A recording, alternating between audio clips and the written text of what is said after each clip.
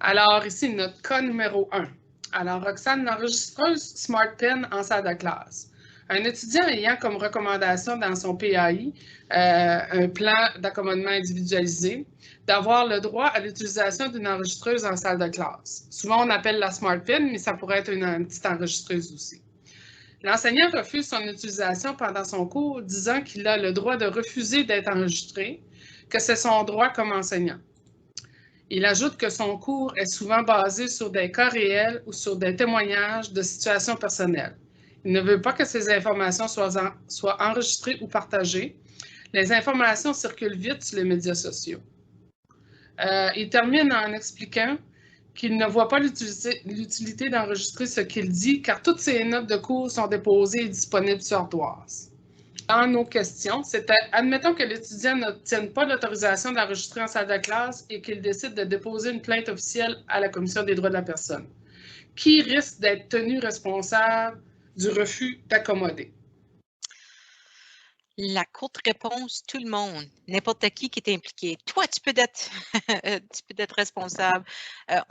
Vous pouvez tous être gardés responsables si vous refusez la demande d'un accommodement, malheureusement.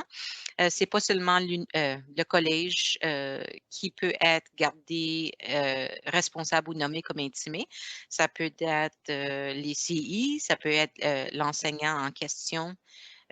C'est n'importe qui refuse d'accommoder l'étudiant pour l'enregistreuse.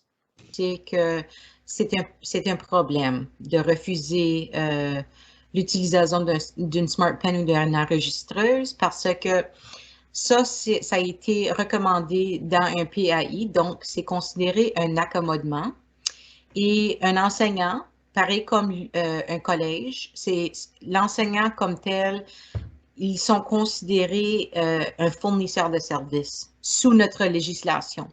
Pareil comme le CCMB est un fournisseur de services au public. Donc, si qu'un enseignant refuse l'utilisation d'une enregistreuse, qui est un accommodement, ça serait pareil comme si que ça serait un autre fournisseur de services qui refuse un accommodement. Donc, si que l'étudiant en question déciderait de déposer une plainte envers les droits de la personne, il pourrait possiblement nommer l'enseignant comme un intimé dans la plainte. Puis, l'enseignant pourrait être gardé responsable pour ce refus d'accommodement-là. Donc, je dirais, tu ne devrais pas refuser à moins que tu parles à le chef de la département et quelqu'un plus haut, à moins qu'il y ait vraiment une très bonne raison pour le refus d'accommodement, je le considérais que ça serait un problème, d'après notre législation. J'allais dire que je comprends qu'il y a certains cours où que l'information partagée est peut-être sensible et d'une nature confidentielle. Aussi, le partage des étudiants dans le milieu de la classe aussi, ça pourrait être de l'information sensible. Mais sûrement, les personnes qui enregistrent la classe comme telle sont responsables pour l'enregistrement qu'ils font. C'est pour leur usage personnel seulement. C'est non partagé avec d'autres personnes. Et s'il y aurait le partage de cette information-là, soit sur médias sociaux ou une autre plateforme, je veux dire, là, ben, cet étudiant-là, il y aurait des conséquences potentiellement pour cet étudiant-là aussi. Aussi, quelque chose qui me fait penser, d'après notre dernière présentation, souvent, les cours sont présentés en ligne tout de suite. Oui. Il pourrait y avoir chaque étudiant qui enregistre le cours, peu importe s'il y a un accommodement ou non. Tu sais, là, le partage de cette information-là, les conséquences seraient les mêmes pour un étudiant avec un accommodement que pour un étudiant sans accommodement qui partage l'information. Oui, exactement. Parfait. Puis, tantôt, je faisais référence aussi aux sciences de la santé, que souvent, c'est des cas, des vrais cas, que souvent, c'est à l'hôpital, puis c'est confidentiel, puis tout ça. Puis, tu sais, des fois, on pense que l'enregistreuse, ben, tu sais, on a peur un peu que ça circule, mais que ce soit l'enregistreuse ou l'enregistreuse là, ben, ça s'enregistre pareil. C'est que, c'est d'essayer de préparer les étudiants à ce que leur travail est confidentiel, puis qu'est-ce qui arrive au travail, c'est confidentiel, autant en salle de classe que... Je comprends bien les inquiétudes. Moi, Ouais. j'ai un bac dans le travail social. Puis pendant mes études, on étudiait des cas en vrai temps, pour protéger l'information. On utilisait soit un nom qui était fictif, oui. Un nom fictif. Je m'imagine que ça serait similaire dans des cours de santé. Mais aussi, la même chose, c'est parti d'un accommodement. J'ai vu un petit commentaire, Ouais. même sans avoir la permission. La permission de qui?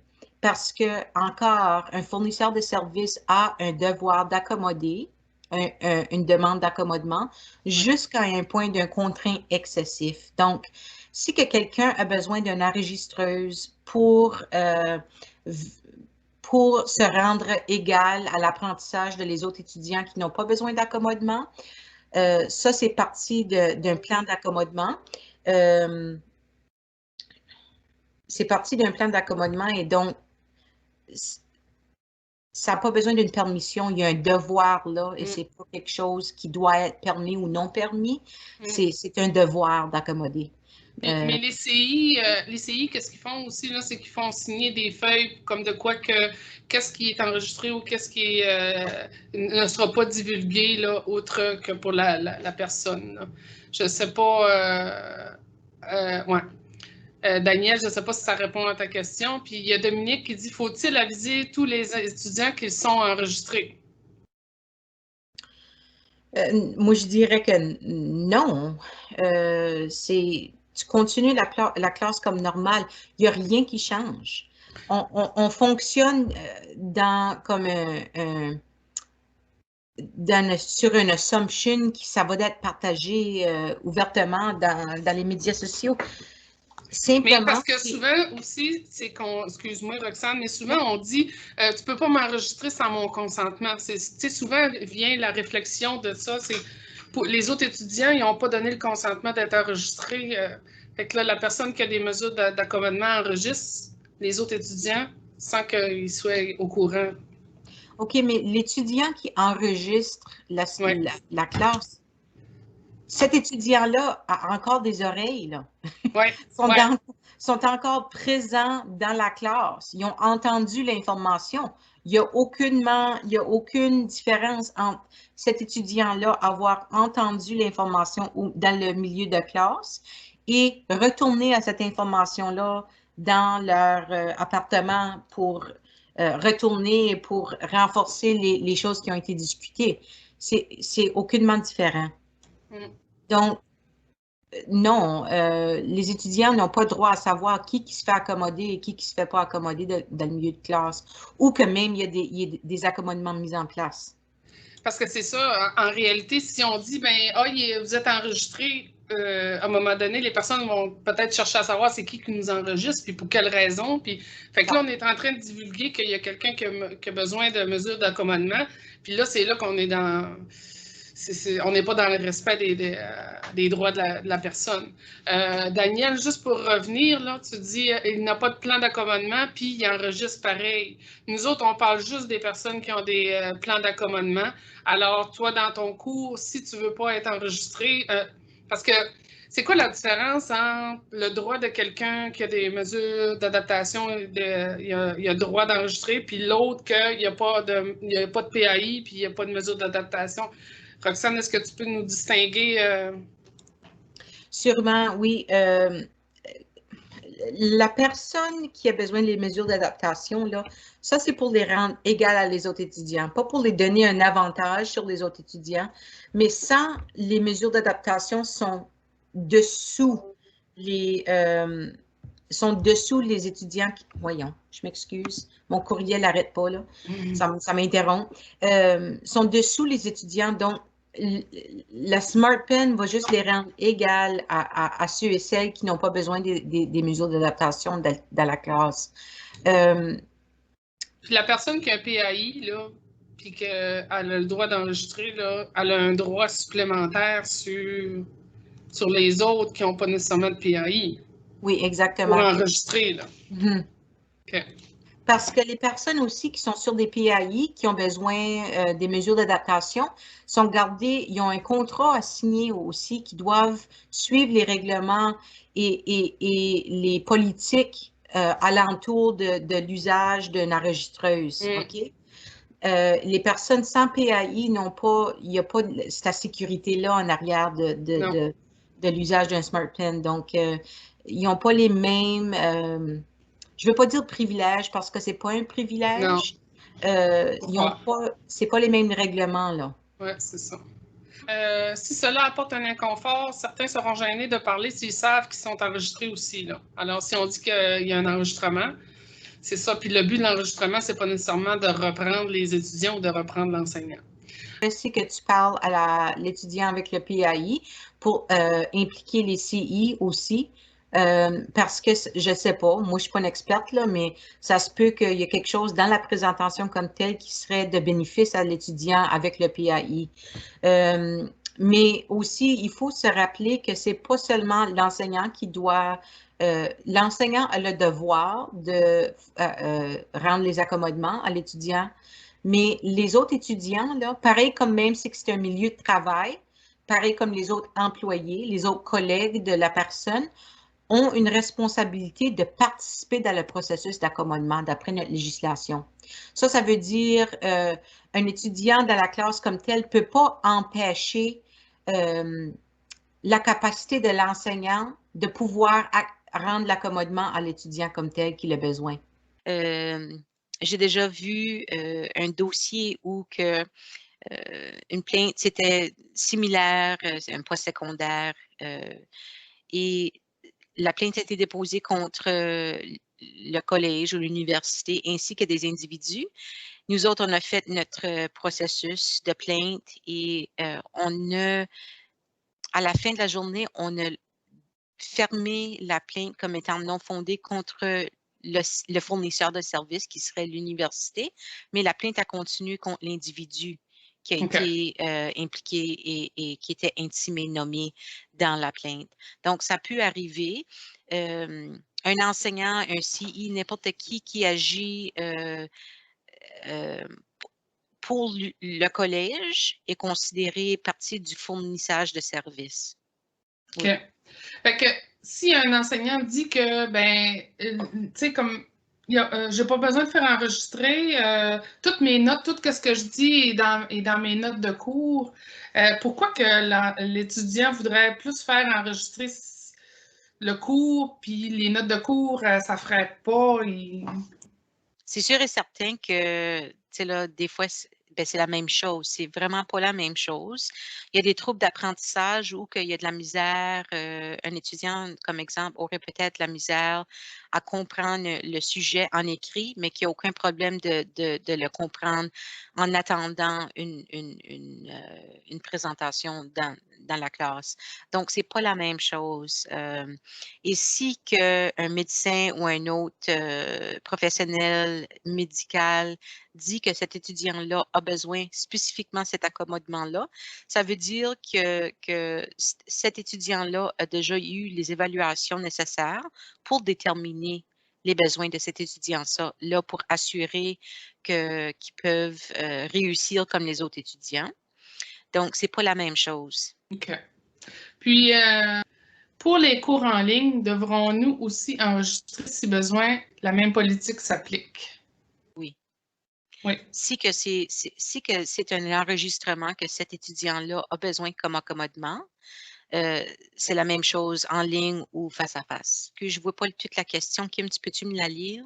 Oui, je vais te la lire. Si jamais qu'un enseignant refuse l'enregistrement en raison des partages d'expériences personnelles, il faudrait à ce moment-là, ces partages ne fassent pas partie des évaluations sommatives. Est-ce que ce serait correct de refuser d'enregistrer le cours? Je dirais que non, parce que ça se peut que pendant ce partage-là, il y a des discussions relatives à les objectifs du cours aussi. Peut-être c'est pas évident comme ici le syllabus, puis mais il y a de l'information qui est partagée aussi pendant ces discussions-là qui serait peut-être valable pour cet étudiant-là.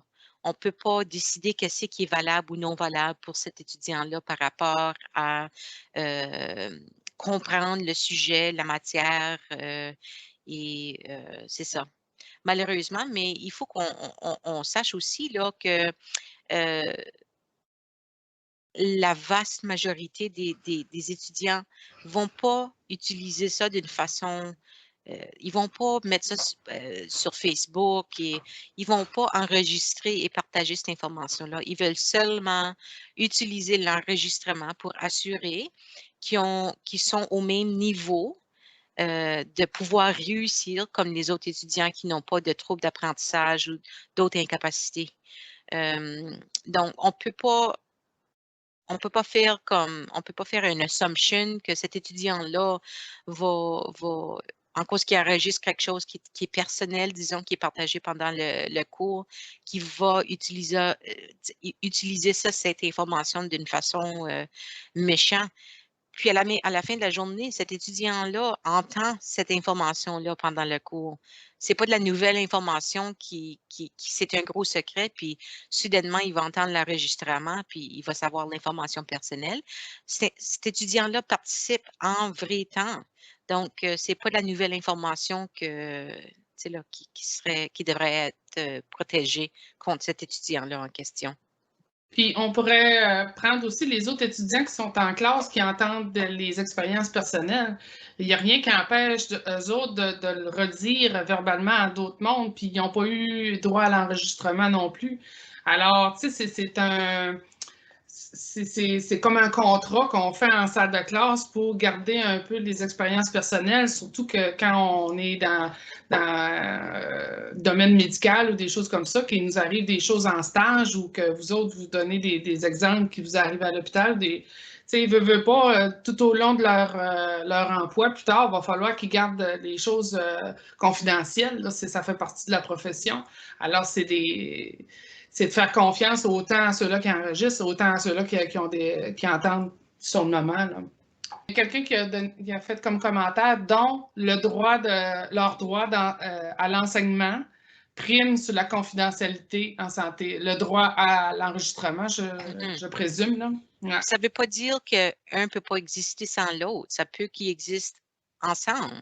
La personne-là c'est encore gardé confidentiel. C'est enregistré pour leur usage seulement. Donc, on ne brise pas de confidentialité en accommodant cet étudiant-là qui a besoin d'utiliser un smart pen. Les deux, c'est pas comme c'est soit un ou l'autre, c'est les deux ensemble. Puis, s'il y a une bride de confidentialité, comme aucun autre étudiant qui partage l'information confidentielle hors du cours, il y a potentiellement des pénalités ou des conséquences à leur action. Bien, dans l'exemple que tu as utilisé, Kim, en particulier, comme que vous avez accès à les notes de la classe, malheureusement, c'est pas égal à l'usage de la Smart Pen. Il faut que tu comprennes aussi que l'habitude, les personnes qui s'impliquent dans une évaluation pour déterminer les mesures d'adaptation nécessaires pour cet étudiant-là, c'est des professionnels qui comprennent aussi les autres méthodes d'accommoder. Donc, si qu'ils déterminent pendant leur évaluation que la Smart Pen, c'est ça qui va faciliter, puisque cet étudiant-là est égal à les autres étudiants, les notes de classe ne seraient pas efficaces pour cet étudiant-là. Parfait. Ce n'est pas à nous à déterminer ce qui est un bon remplaçant de cet accommodement-là. C'est vraiment les professionnels au niveau médical qui pourraient faire ces déterminations-là. Et si que c'est déjà spécifié dans une évaluation que le Smart Pen est nécessaire, le Smart Pen est nécessaire. OK. C'est que moi, j'ai mon bac en travail social. J'avais pas besoin d'utiliser un Smart Pen pendant mon bac, mais on parlait on discutait des choses sensibles et de l'information qui serait considérée confidentielle. On était tous obligés de garder ça dans la classe. Et si que quelqu'un brise ce code-là, il y a des conséquences. Ça serait la même chose dans cette situation ici. Il y aurait une obligation, cet étudiant-là, de ne pas divulguer de l'information en dehors de la classe. Mais ça pourrait être un smart pen ou ça pourrait être un étudiant qui se rouvre la bouche sur le média social. L'enseignant mentionne aussi que plusieurs étudiants partagent des situations personnelles en salle de classe et qu'ils ne le feront plus s'ils savent qu'ils sont enregistrés. Ben moi, je dirais, il y a deux choses dans cette question-là ou de ce point-là. La première chose, c'est, je vais référer à ce que je viens juste d'expliquer avec garder aucun enregistrement confidentiel et c'est pour vous, pour votre, rencontrer vos besoins seulement et non pour partager. Mais la deuxième chose, c'est que pourquoi que les gens dans la classe ou dans la salle de classe sachent que cet étudiant-là utilise le Smart Pen. Excuse, Kim, t'avais-tu quelque chose à dire?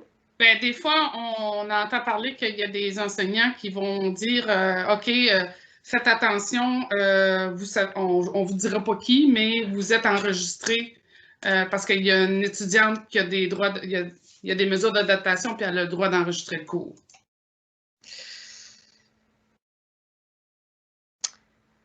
Ça pourrait être un problème pour cet enseignant ou enseignante-là. Parce que l'étudiant en question, je m'imagine que l'enseignant en question, il connaît le nom de l'étudiant. On pourrait voir le dépôt d'une plainte avec nous contre le CCNB et l'enseignant en question aussi qui dit « Hey, écoute, je m'ai fait veter par le collège, j'ai besoin, j'ai des besoins et j'ai des mesures d'adaptation en place. L'enseignant me comme outé dans la classe sans utiliser mon nom. Ça pourrait être potentiellement un cas où on trouve que c'était pas une action acceptable dans le milieu de classe. Il y a une enseignante qui nous dit, ben, est-ce que c'est pas un droit qu'on a de savoir qu'on est enregistré en salle de classe ou qu'on peut être enregistré ou est-ce que pour les autres, là, est-ce que c'est pas un droit ça? Pas comme que vous l'expliquez sous notre législation. Ça serait différent si que je t'enregistre pour te pogner à faire quelque chose qui est malsain, là. Mais dans cette situation ici, c'est pour rencontrer une demande ou un besoin que cet étudiant-là a. C'est pour leur usage personnel, puisqu'il soit égal à les autres élèves dans la classe. OK? L'enseignant, je pense qu'il sache qu'il y a des demandes d'accommodement dans le milieu au niveau de la classe. Mais non, ce n'est pas nécessaire. Et deuxièmement, sous notre législation, les étudiants, pareil comme même si ça serait des collègues au milieu de travail, ils ont une obligation de participer dans le processus d'accommodement aussi. Ça veut dire qu'un étudiant qui veut donner du trouble à un autre qui a besoin d'utiliser le Smart Pen pourrait être nommé dans une plainte aussi. Les étudiants doivent aider, ils ne peuvent pas empêcher le processus d'accommodement. Ici, que ça a été déterminé par un professionnel médical, que le Smart Pen est nécessaire, toutes les parties impliquées, incluant les étudiants dans la classe, incluant l'enseignant, doivent participer à ce processus-là. Je comprends bien, il est acceptable que les autres étudiants dans la classe ne savent pas qu'ils sont enregistrés. Absolument. OK. Ça donne à quoi? Ça donne à quoi pour dire, ah, pour ton information, il y a un étudiant dans la classe qui a besoin d'un accommodement, d'une Smart Pen, ça l'enregistre. Puis vous êtes tout enregistré, regardez ce que vous disiez ou ce que vous partagez. Il y a une implication là. Il y a une implication que cet étudiant a l'étudiant qui a besoin de la Smart Pen a des plans là, de démons qui qui vont aller aux médias sociaux. Vraiment, cet étudiant-là a besoin de cette mesure d'adaptation pour les rendre égales. Il n'y a rien d'autre raison. Il n'y a pas d'autre raison qu'ils veulent, ils veulent partager de l'information confidentielle. Donc, c'est pas acceptable pour mettre cette graine de doute dans la tête des étudiants. Il est là, peu importe si c'est enregistré ou non, il entend l'information. Oui. Vous rappeler, c'est que vous avez une obligation à accommoder l'étudiant jusqu'à un point de contraint excessif. Un argument d'un contraint excessif, c'est un argument très, très lourd et très difficile à faire. Et simplement pour dire, ben, il y avait une autre option que, en parenthèse, nous autres, on dit, ben, l'autre option, c'était pas déterminé que c'était efficace pour cet étudiant-là. Ben, vous n'êtes pas un professionnel médical en tout respect. Et si il y a déjà une évaluation qui a été faite et ça a été déterminé, vous devez accommoder jusqu'à un point de contraint excessif. Et sinon, si vous refusez, il y a potentiellement des conséquences là. Pareil comme notre législation, c'est plus fort que des conventions collectives. Nous autres, notre législation, c'est le plus haut là. À part de la Charte des droits canadiennes, là, c'est que vous avez des politiques internes, c'est que vous avez des conventions collectives. Notre législation, c'est que c'est pas égal ou si que ça tombe pas ensemble, là, notre législation est le plus haut que les autres politiques ou les autres législations, les autres lois. Merci. Si la situation ne se règle pas et que l'étudiant dépose une plainte officielle à la commission, admettons que la commission détermine que cette plainte-là est fondée, qui risque d'être tenu responsable de ne pas avoir accepté que la Smart Pen soit utilisée dans sa salle de classe? Excellente question. Ça pourrait être plusieurs gens, mais je vais commencer sur le top. CCNB. C'est le fournisseur de services. Et la responsabilité de CCNB, c'est d'accommoder un étudiant jusqu'à un point de contraint excessif. OK? Disons que oui, l'étudiant se fait accommoder par CCNB. Ils ont le Smart Pen, sont enregistrés avec le centre d'apprentissage à le collège. Là, c'est étape 2. OK? Un professeur refuse de laisser l'étudiant utiliser le Smart Pen dans leur classe. OK? Ben, si que tu fais le dépôt d'une plainte contre CCNB, puis CCNB n'a aucune idée que ça allait arriver, ça se peut que la plainte serait être rejetée contre CCNB. Qu'est-ce qui arrive, par exemple, c'est l'étudiant peut dire, OK, ben, je vais nommer l'enseignant en question. Ça, c'est complètement possible. Puis là, ça tient à venir que, OK, CCNB, ils sont mis à jour, ils savent qu'il y a eu un problème dans la classe-là. L'étudiant a retourné et se plaignait à le collège et le collège soit a rien fait ou dire, tu sais, là, ah, je m'excuse, on n'a pas de contrôle sur les actions de l'enseignant, disons. Bien là, le collège, il pourrait être gardé responsable. Mais disons aussi que le collège a dit à l'enseignant, essayez d'adresser la situation et expliquer à l'enseignant, écoute, on a une obligation, on a un devoir d'accommodement jusqu'à un point de contraint excessif. On doit laisser cet étudiant ici utiliser leur Smart Pen dans la classe. Et l'enseignant continue. Ça se peut que l'enseignant peut être gardé responsable pour ça.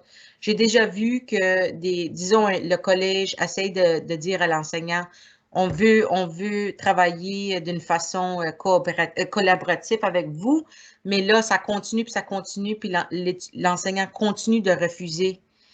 Qu'est-ce qui arrive après ça? Le CCNB, peut-être, y a-t-il des conséquences?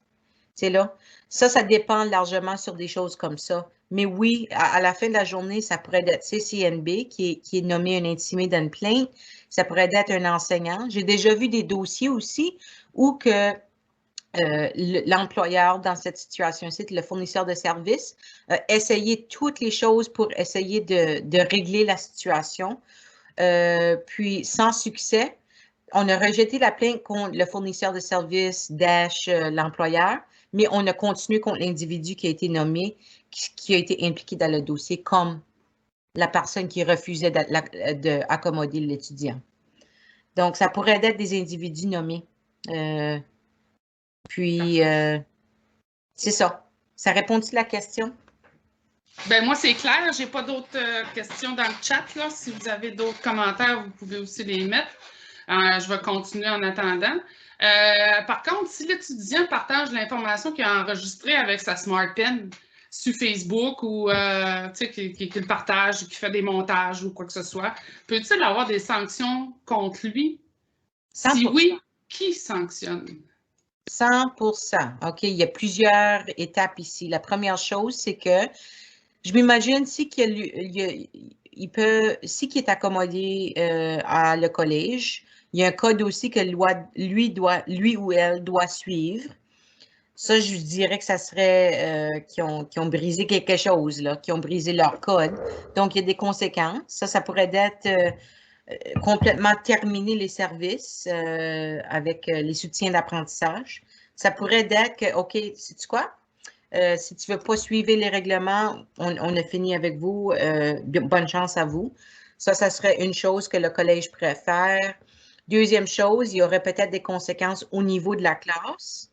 Au niveau de la classe, ça pourrait être que le professeur comme tel dit si que quelqu'un partage l'information sensible qui est discutée dans la classe, vous pouvez vous faire sortir de la classe indéfiniment. Ça pourrait être une autre sanction au niveau de la classe, de l'enseignant. Et troisièmement, il y aurait peut-être des conséquences légales aussi, là. OK? Donc, disons si que je suis une étudiante qui est dans la classe avec la personne qui utilise le Smart Pen, puis que j'ai divulgué de l'information très personnelle et cet étudiant-là a mis ça dans un milieu comme médias sociaux, je pourrais peut-être aller à une cour civile là, et continuer avec une application à la cour contre cette personne-là. Il y a plusieurs étapes, il y a plusieurs layers, là, je vais dire. Puis, ça pourrait être à plusieurs, comme ça pourrait être CCMB qui a des sanctions, ça pourrait être l'enseignant comme tel qui dit « OK, tu es dehors, tu n'es plus invité dans la classe ». Il y a beaucoup